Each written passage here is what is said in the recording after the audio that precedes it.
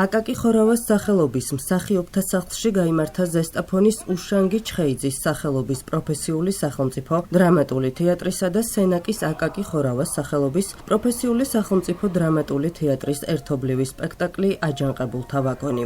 რეჟისორები არიან ვატო ჯუღელი და ვახტანგ ნიკოლავა. სპექტაკლი შემოქმედებითი კვირეულის ფარგლებში ჩატარდა და 1924 წლის აჯანყების 100 წლის თავს მიეძღვნა. კვირეულის მიზანი რეგიონის თეატრის შემოქმედებითი პოტენციალის ფართო აუდიტორიისთვის გაცნობა და დედაქალაქსა და რეგიონს შორის კულტურული დიალოგის გაძლიერებაა. სპექტაკლი კულტურის სამინისტროს მხარდაჭერით გაიმართა. ეს არის კოპროდუქცია სენაკის თეატრის და ზესტაფონის თეატრის, რომელიც შედგა ლევილის პროექტის ფარგლებში. ძალიან მნიშვნელოვანი ნაწარმოებია ისტორიულ პიროვნებებზე, ძალიან საპასუხისმგებლო სამუშაო იყო ეს. და მე მოხარული ვარ, რომ ეს სამუშაო შედგა, იმიტომ რომ რეგიონალური თეატრებისთვის ეს უმნიშვნელოვანესი პროცესებია.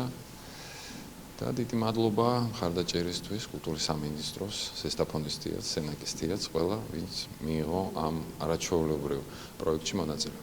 თეატრალურ კვირეულს, რომელსაც წარმოადგენს ზესტაფონის უშანგი ჩხეიძის სახელობის სახელმწიფო დრამატული პროფესიული თეატრი დედაქალაქში, ეს რეგიონალური თეატრისთვის ძალიან მნიშვნელოვანია.